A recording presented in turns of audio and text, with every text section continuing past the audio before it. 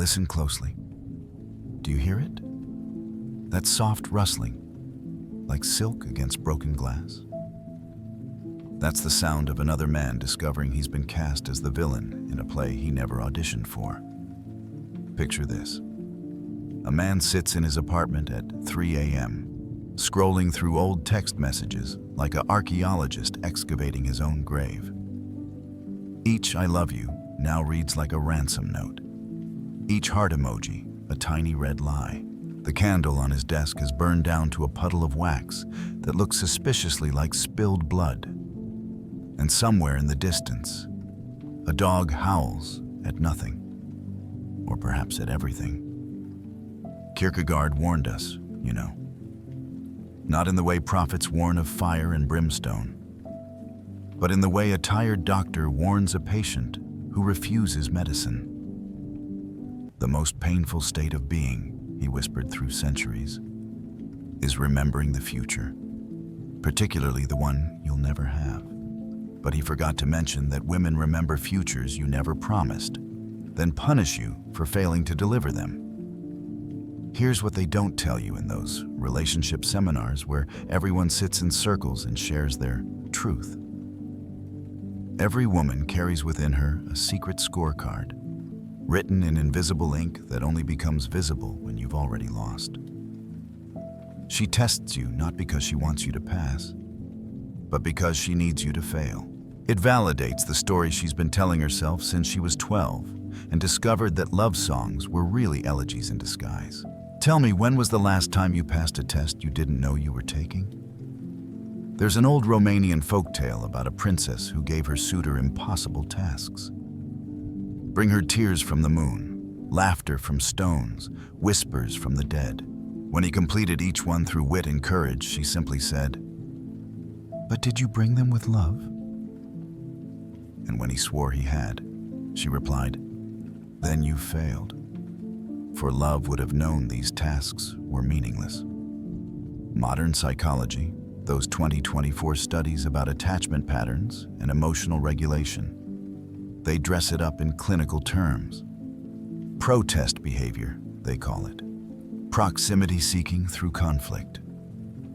As if giving suffering a Latin name makes it less sharp. But the ancient Greeks had a better word. Thumos. The spirited part of the soul that creates conflict to feel alive. I knew a man once who kept a journal of every argument with his girlfriend. Not the words, those were predictable as rain, but the patterns. The way Tuesday fights were about neglect, Thursday fights about suffocation. The way she'd create friction like a moth creates light by burning. By page 200, he could predict each conflict down to the minute. By page 300, he realized she wasn't fighting with him at all, but with some ghost he happened to resemble. The testing never ends because the hunger never ends. Not hunger for love. That would be too simple, too pure. No, this is hunger for proof that you're exactly who she feared you'd be. Every kindness you show becomes evidence of manipulation. Every moment of exhaustion, proof of indifference. You're playing chess against someone who's already decided you've lost. She's just waiting for you to make the moves that prove it. And here's the truly grotesque part. She doesn't even know she's doing it. It rises from her like heat from summer asphalt, involuntary and searing. The tests come wrapped in love's vocabulary. If you really cared, a real man would. I just need to know. Each phrase a fishhook disguised as a kiss. Schopenhauer called it the hedgehog's dilemma. Creatures seeking warmth huddle together, only to wound each other with their spines, then separate, then freeze, then huddle again. But he was too generous. At least hedgehogs admit they have spines. The wine in my glass has turned to vinegar while I've been speaking. Or perhaps it was always vinegar, and I've only now noticed. That's what happens when you stop playing the game. Everything reveals its true taste. The sweetness was only ever in your imagination.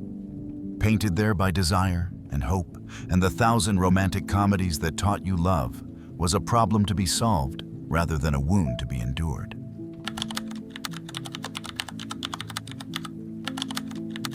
She loves not who you are, but who she imagines you could become. If only you'd submit to the surgery. There's a museum in Prague, or perhaps I dreamed it, where they display not artifacts, but absences. Empty frames where paintings should hang. Pedestals supporting nothing but dust and expectation. The guided tour speaks of what might have been there, could have been there, should have been there, if only. This is precisely how she loves you. Have you ever watched a woman's face when she first sees you after a long separation? There's a moment, fleeting as a hummingbird's heartbeat, where disappointment flickers across her features. Not because of who you are, but because you're not who she's been sculpting in her mind. You're clay that refuses to hold the shape of her imagination. The velvet curtains in my study are drawn tight tonight, but I can still feel the moon's judgment seeping through. It knows what I know, that every woman carries inside her a workshop where she labors tirelessly to rebuild you. New hands that would never stray, new mouth that would never lie, new heart that would beat only for her. A grotesque surgery performed with the scalpel of passive aggression and the anesthetic of conditional affection. Nietzsche spoke of the will to power, but he missed its most intimate manifestation, the will to transform the beloved into something lovable. She doesn't want you. She wants the statue of David she's certain hides inside your rough marble. And she'll chip away at you, piece by piece, complaint by complaint, until either art emerges or rubble remains. When did you first realize you were someone's renovation project? I recall a couple from my university days. She collected his flaws like stamps, cataloging them in conversations with friends. He'd be perfect if he just became her anthem. She enrolled him in cooking classes he didn't want, bought him clothes that weren't him, introduced him to music that made his ears bleed with its false sophistication. By graduation, he was unrecognizable. A mannequin dressed in her expectations, perfect and perfectly hollow. The 2025 research on intimate partner idealization puts it in sterile terms: the cognitive dissonance between actual and ideal partner characteristics. But the ancients knew better. Pygmalion fell in love with his own sculpture because at least stone doesn't resist the artist's vision. Modern women attempt the reverse: to turn flesh into fantasy, one constructive criticism at a time. Here's the savage truth. She fell in love with your potential, not your presence. You're not a person to her, but a project, not a partner, but a patient awaiting treatment. Every gift comes with invisible strings: gym memberships to fix your body, books to fix your mind, seminars to fix your soul. She maps your deficiencies like a general planning invasion routes. The most insidious part? She genuinely believes she's helping. In her mind, she's a gardener pruning dead branches so new growth can flourish. She doesn't see that she's killing the tree. Her love is a taxidermist's love. She'll preserve you perfectly once you stop breathing. There's an Arabic proverb: the beetle is beautiful in its mother's eyes. But modern love reverses this. The beetle is ugly in its lover's eyes, unless it can somehow become a butterfly. She sees not what you are, but what you fail to be. Loves not your presence, but your absence. The ghost of who you could become, if only you'd surrender to her vision. The candle flame flickers, casting shadows that look like reaching hands, or perhaps grasping ones. In this light, I can't tell the difference anymore, and maybe that's the point. Love and control wear the same mask in the dark. Last week, a friend showed me his girlfriend's Pinterest board titled Future Us. It was filled with images of couples nothing like them, fitter, wealthier, blander. Stock photos of happiness. Goals, she called it. Guillotines, I thought, but didn't say. Each image another neck on the block of expectation.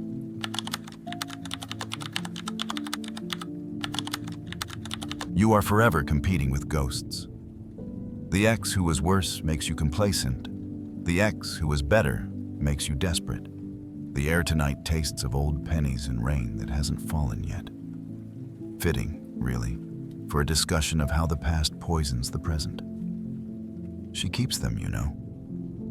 Not in drawers or closets where forgotten things belong, but in the active archives of her mind, each ex-lover preserved like a pressed flower between pages of comparison. You don't realize you're at a séance until you hear yourself speaking in voices that aren't yours, trying to channel whatever spirit she summoned today. There's a peculiar cruelty in how she wields these ghosts. Monday, you're measured against Marcus, who cheated. How grateful she must be for your fidelity. Until Tuesday, when you're weighed against David, who wrote poetry. Why don't you ever express your feelings? By Wednesday, you're failing tests designed for other men, in other times, in other versions of her that no longer exist, except as weapons.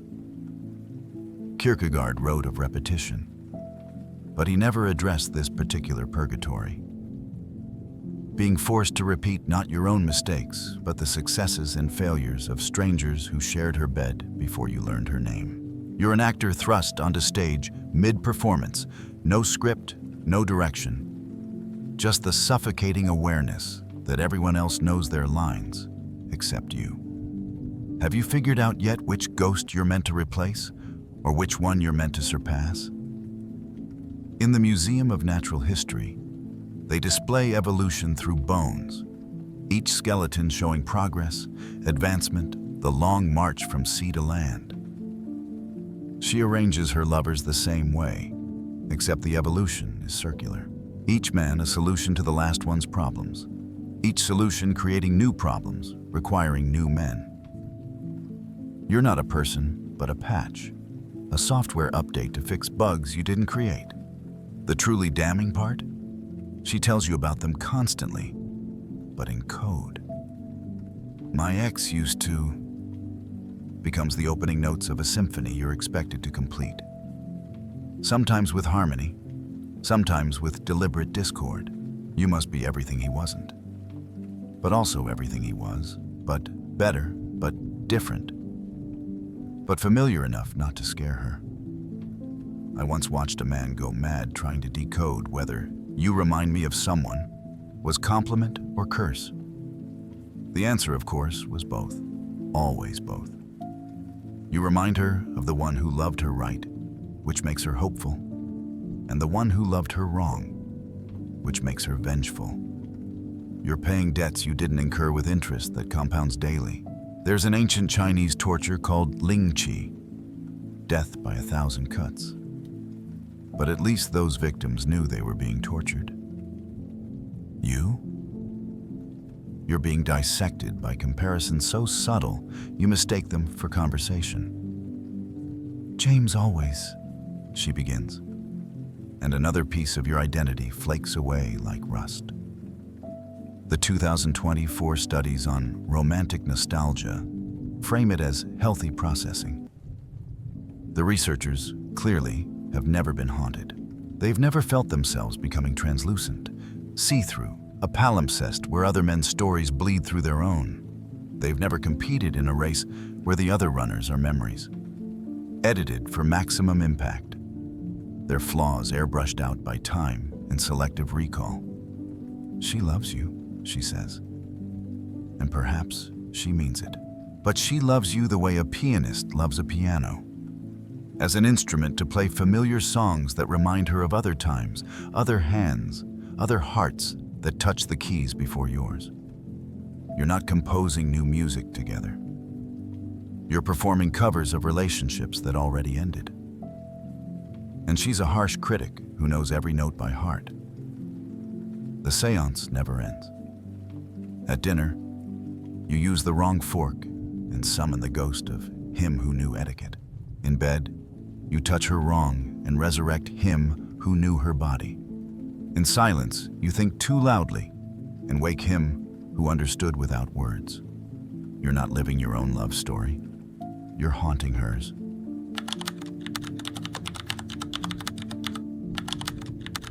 She spends your peace like currency, purchasing drama to feel alive. The stock market crashed today. Not the one on Wall Street. That's too honest, too observable. I mean the invisible market where your sanity is traded for her stimulation, where your exhaustion is the price of her excitement, where stability is sold short and chaos forever bullish. Do you know what a moth does when there's no flame? It creates one, bears its wings against the darkness until friction births spark, until something, anything, burns. She is that moth. And you? You're the darkness she beats against, wondering why you smell like smoke, why you're always singed, why peace feels like death when she's near. I've been reading invoices lately. Not the kind printed on paper, but the ones written in the ledger of a man's soul. Every argument costs exactly 3 nights of sleep. Each silent treatment, 5 pounds of body weight. Jealous accusations run about 2 friends per episode. They stop calling after she's made scenes. Trust, once broken, compounds interest at rates that would make loan sharks weep with envy. Calculated. What did today's peace cost you, and who paid? There's a species of wasp that lays its eggs inside living caterpillars. The larvae eat their host from within, careful to keep it alive. Dead meat spoils, you see. They save the vital organs for last, sustaining their food source while destroying it. Nature's economists, perfect in their terrible efficiency. She operates on similar principles. The morning starts beautifully. Coffee tastes like possibility. Sun streams through windows like divine approval. Then, because beauty is suspicious, because calm is counterfeit, she begins the audit. Why are you so happy? Becomes an accusation. Your smile, evidence of secrets. Your contentment, proof you don't care about her problems, which multiply mysteriously whenever yours diminish. Schopenhauer wrote that life swings like a pendulum between pain and boredom. But he never dated a woman who'd weaponized that pendulum, who pushed it harder whenever it slowed, who counted a peaceful morning as emotional poverty and chaos as wealth. The 2025 behavioral economics studies call it hedonic adaptation. Humans grow bored with pleasure, requiring ever-increasing stimulation. But they study it in laboratories, not living rooms. They don't see how she manufactures crisis like a wartime economy manufactures bombs. Efficiently, necessarily, with propaganda about how it's all for the greater good. I need to feel something, she says. And you become her pharmacy. Anger, she doses through provocation. Passion, through jealousy. Importance through impossible demands. You're not a partner. You're a vending machine dispensing emotional states. And she keeps pulling the lever, coins of your sanity clattering into her collection box. Last month, I cataloged a week in my friend's relationship. Monday, fought about a dream where he cheated. Tuesday, silent because he didn't fight back hard enough. Wednesday, tearful reconciliation requiring expensive apology dinner. Thursday, new fight about the restaurant choice. Friday, his exhaustion interpreted as lack of love. Weekend, temporary peace purchased with total surrender. The next Monday, cycle repeats, inflation adjusted for increased damage. The house always wins because the house sets the rules, changes them mid-game, then gaslights you about what game you're playing. I just want us to communicate, she says, loading another round into the chamber of circular argument. Here's what Kierkegaard knew, but coded in metaphor. Some people can only feel alive through opposition. They need resistance like lungs need air. Your happiness is suffocation to them. Your peace, a kind of death. So they resurrect themselves through resurrection of conflict, mistaking the adrenaline for vitality, the exhaustion for depth. The ledger never balances. The debt only grows. And somewhere in the darkness, another man counts the cost of love in the currency of his own dissolution, wondering when bankruptcy will finally bring relief.